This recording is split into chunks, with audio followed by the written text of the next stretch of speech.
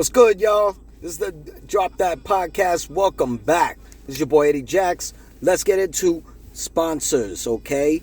Shout out Layback TV, okay? Over 10,000 channels, movies on demand, every sports channel. Yeah, I memorized that shit. Multiple languages, HBOs, pay-per-views. You can check it out, okay? Check them out on laybacktv.com, LAYBACK-TV.com. Apple phones, iPhones, fucking Androids, Fire Sticks, no matter. It's compatible, okay? It's a network and a streaming service. Don't be like fucking HBO Max that can't even figure out what the fuck their name want to be, okay? Shout out HBO Max, okay? Don't come after me, bitch. I ain't canceling. Let's get into some boxing talk, okay? It's been a while. We're going to get into that Ring Magazine event that took place Cinco de Mayo weekend. We had Teofimo Lopez versus Barbosa. Devin Haney, he was in the co-main event. Forgot who the hell he fought. And then you have Rolly Romero taking on the returning Ryan Garcia. Okay? Alright. And don't forget, we had Canelo versus Skull. Okay? The next day in Saudi Arabia. But in the Ring Magazine card, right, they literally shut down 40% of Times Square to put a ring, right? If you actually got a hotel room to look out the window and see it, you couldn't see it. There was a cover, okay? This did not have, like, literally a lot of people watching. It was just like, it looked like fucking 4 rows. Everyone was driven in a vehicle.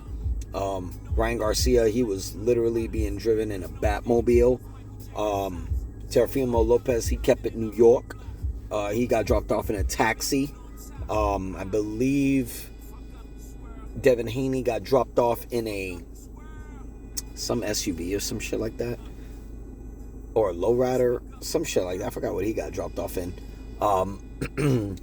Now, on the Lopez and Barbosa fight, right?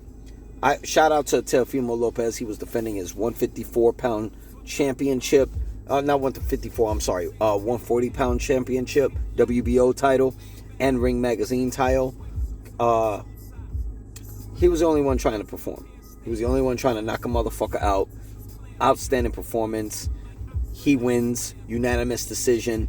He's calling out Boots Ennis. Jaron Boots Ennis, okay? Boots Ennis is the IBF champion at 147, the division up above. And he's trying to, Lopez is trying to move up to face him.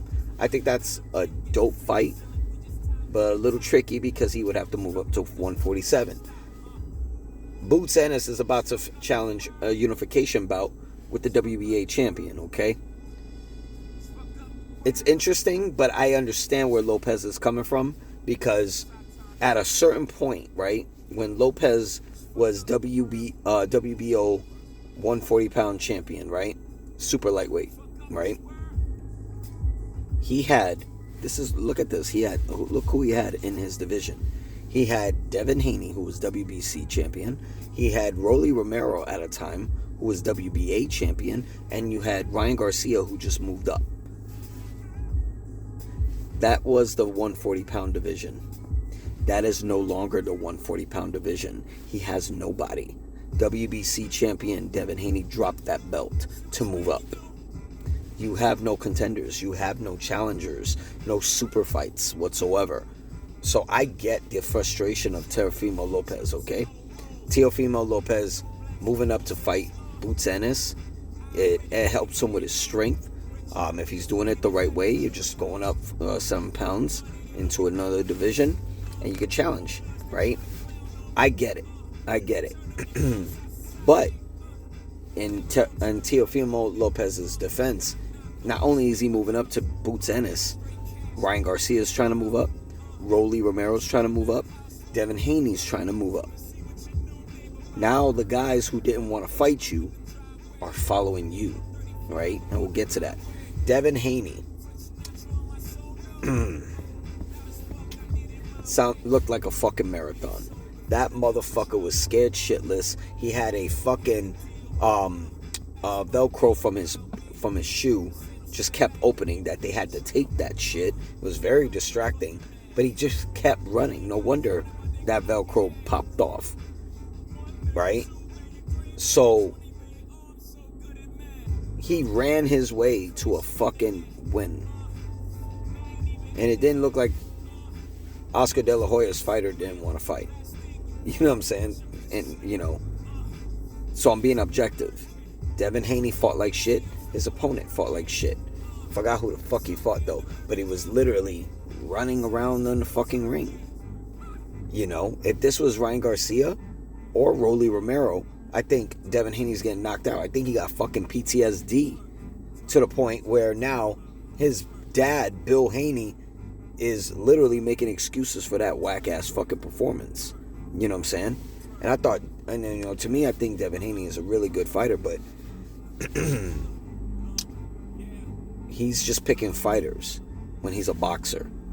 And he literally danced and tagged his way into a unanimous decision. Cool. But if you're going to 147, you're not fighting Boots Ennis like that. If you finally get your head out of your ass and take a real fight, like Teofimo Lopez, you're not winning that fighting like that. But before we continue with Devin Haney, let's go to the main event. The returning Ryan Garcia taking on Rolly Romero. Now, Rolly Romero was a huge underdog. Huge.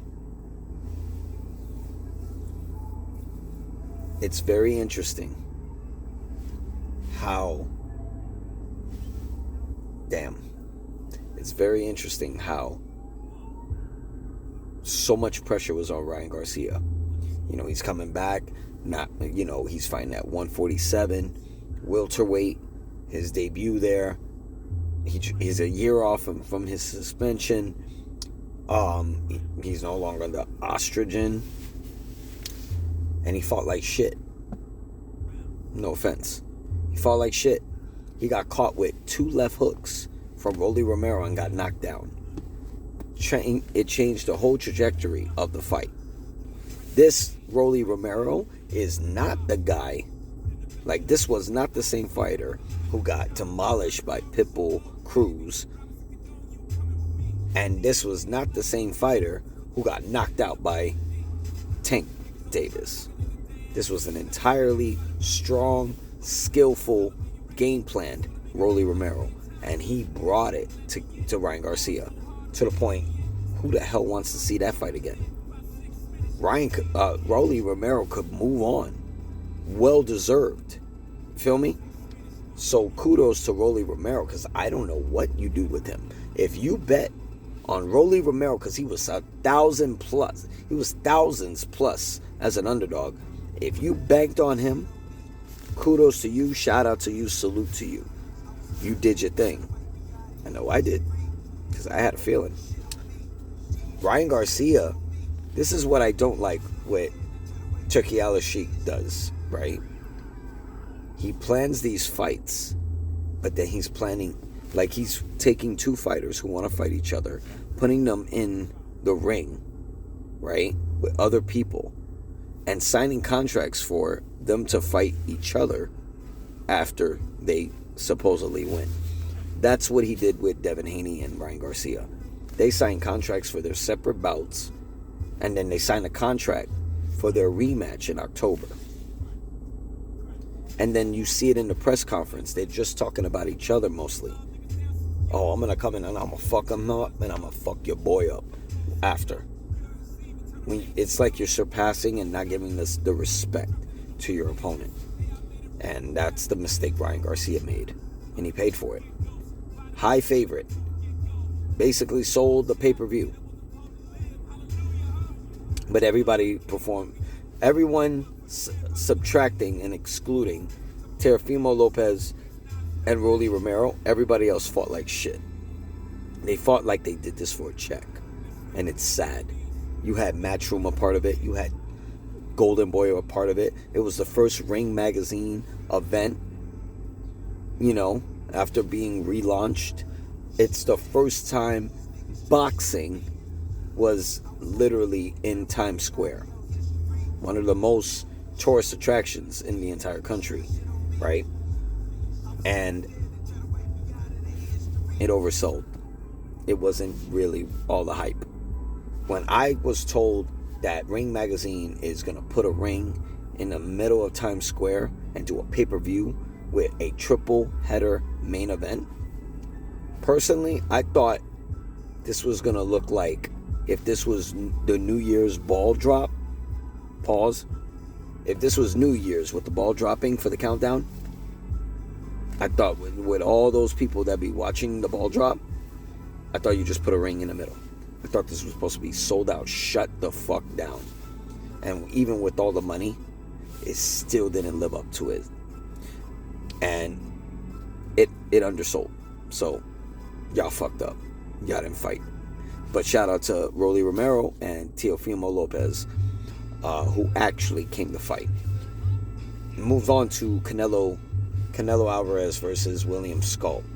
Another fucking runner who was given the opportunity to fight one of the best in Canelo for the undisputed super middleweight championship. And this motherfucker ran the entire time. I personally only half felt bad for Canelo Alvarez because this guy was selected, and now you regret that selection because that motherfucker ran like a bitch. Okay? Bullshit. Why?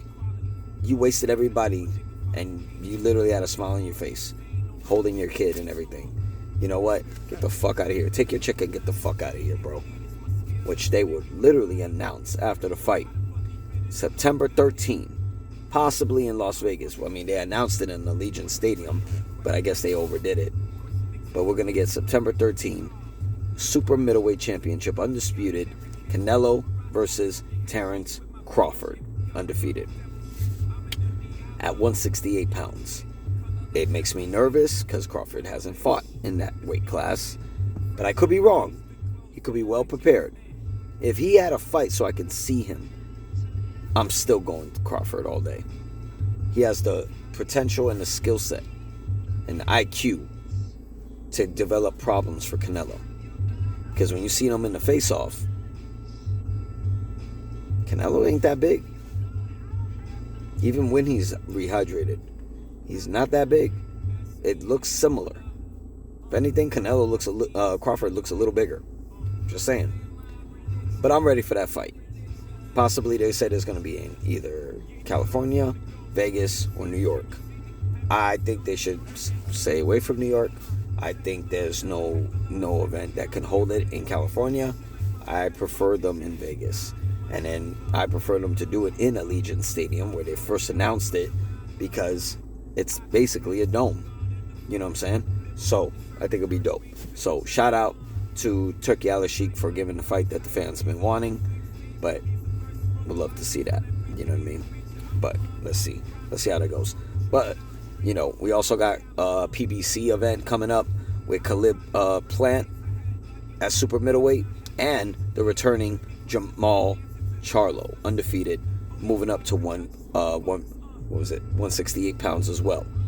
Okay? He was WBC champion at 160. Now he's moving up to 168. They both got separate fights. We all know what happened backstage when Caleb slapped Jamal. Now there's separate fights, but they're not talking about what could happen if they win. If they win, Caleb Plant versus Jamal Charlo, the fight we've been waiting for 2 years. Okay? Yeah. Pretty dope. But this is your boy Jack, Eddie Jacks. So drop that podcast. This is Boxing Talk.